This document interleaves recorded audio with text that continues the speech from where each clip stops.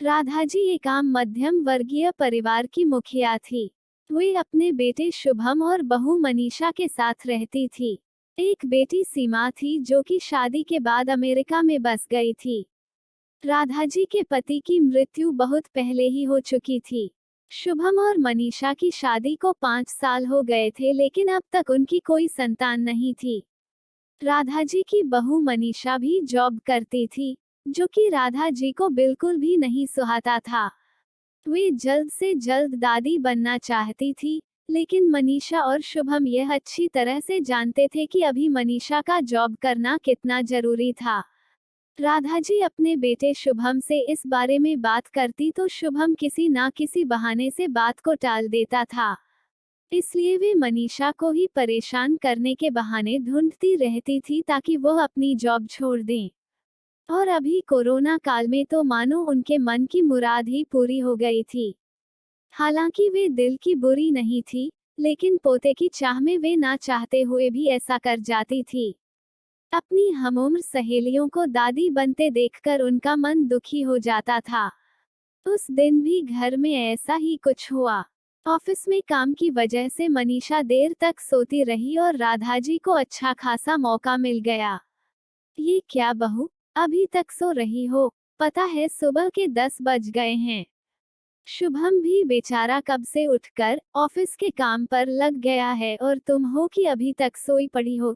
चलो अब उठकर सबके लिए चाय नाश्ता बना लो। मुझसे कुछ हो नहीं पाता है, वरना मैं तो तुम्हारे भरोसे कभी ना रहती, खुद ही सब कर लेती। सॉरी मां जी, वह देर रात तक काम चलता रहा, इसलिए सुबह सुबह ही सो पाई थी, इसलिए समय का पता ही नहीं चला। आप चलिए, मैं अभी जल्दी से आती हूँ। हाँ हाँ ठीक है, मेरा कुछ नहीं, पर शुभम को देख लो, उसे कुछ चाहिए तो नहीं? कब से उठा है बेचारा। हे भगवान, मुझे जल्दी से ठीक कर दे, ताकि मैं ही अपने बेटे का ध्यान रख सकूं। राधा जी ने नाटकीय अंदाज में कहा। राधा जी ने अपनी बहू मनीषा को उठाते हुए कहा।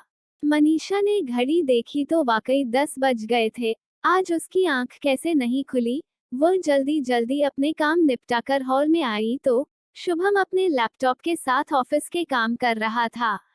उसने किचन में जाकर चाय नाश्ता बनाया और फिर रात के बर्तन साफ किए और झाड़ू पोंछा करके नहाने चली गई। दरअसल कोरोना वायरस की बढ़ती बीमारी की वजह से शहर में पूरी तरह लॉकडाउन किया गया था, इसलिए काम वाली बाई भी नहीं आ रही थी। मनीषा खुद एक इंटरनेशनल कंपनी में काम करती थी। उसका ऑफिस टाइम निश्चित नहीं होता था, अधिकतर उसे रात में देर तक काम करना होता था।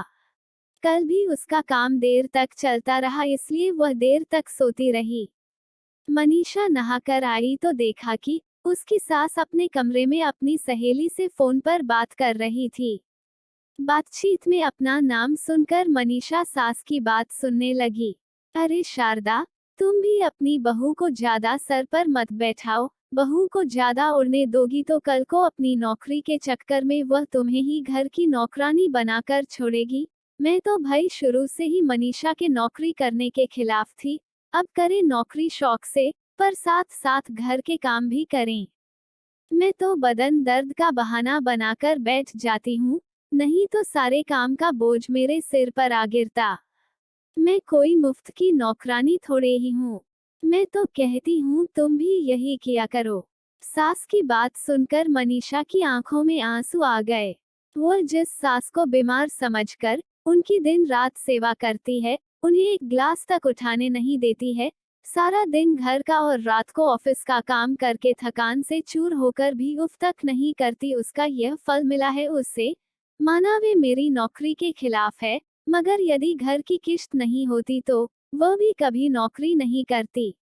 शुभम का बोझ कम करने के लिए ही तो वह नौकरी कर रही थी। खैर अभी के मुश्किल समय में वह सास से किसी भी बात पर बहस नहीं करना चाहती थी, जिससे घर का माहौल खराब हो। इसलिए वह उनकी बात को नजरअंदाज करके वहां से चली गई। लेकिन उसकी नजरों में राधा जी की इज्जत जरूर कम हो गई थी। दूसरे दिन सुबह सुबह राधा जी की बेटी सीमा का अमेरिका से फोन आ गया। सीमा की सास उसके पास अमेरिका आई हुई थी। आदत के अनुसार राधा जी ने जैसे ही सीमा की सास की बुराई करनी चाही वैसे ही सीमा ने उन्हें डपट दिया। माँ, आप बिल्कुल भी मांझी के बारे में अनाप शनाप नहीं बोलेगी। पता है आपके चक्कर में आकर मैंने उनके साथ कितना बुरा व्यवहार किया था, लेकिन आज मुझे उनकी कीमत पता चल गई है। तुम तो उनके यहाँ पर आने के कितने खिलाफ थी, मगर आज अगर वे यहाँ नहीं होती ना माँ, तो ना जाने हमारा क्या हाल होता। तुम्हें तो पता ही है कि मेरा नौकरी करना कितना जरूरी है। कोरोना ने यहाँ भी ऐसा कहर ढाया है कि घर से ही सब करना पड़ रहा है। किट्टू का बेबी केयर सेंटर भी बंद है। मैं और राजेश फुल टाइम बिजी रहते हैं।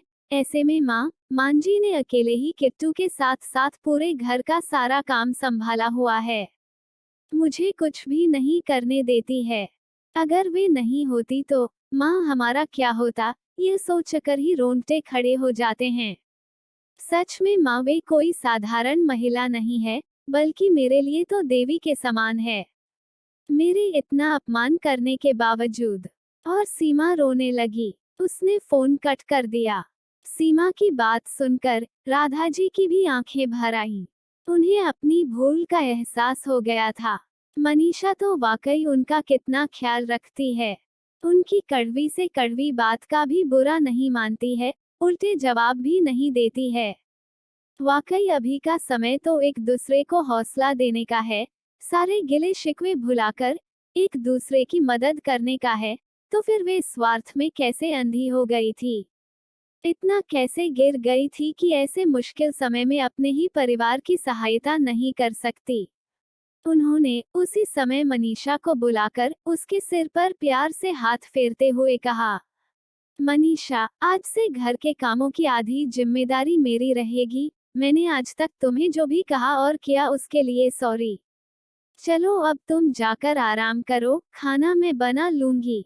इधर सास का बदला हुआ रूप देखकर मनीषा की भी आंखों में खुशी के आंसू आ गए और अपनी सास के प्रति उसके मन में फिर से पहले वाला सम्मान वापस आ गया था। शायद हमारे जीवन में मुश्किल समय आता ही इसलिए है कि हमें एक दूसरे की अहमियत का पता चले। अपनी गलतियों का एहसास होने और आगे बढ़कर माफी मांगने से वाकई इंसान छोटा नहीं बल्कि बहुत बड़ा हो जाता है, राधा जी की तरह। तो दोस्तों, अगर ये कहानी आप लोगों को अच्छी लगी हो तो वीडियो को लाइक करें और अगर चैनल पर नए हो तो चैनल को सब्सक्राइब जरूर करें।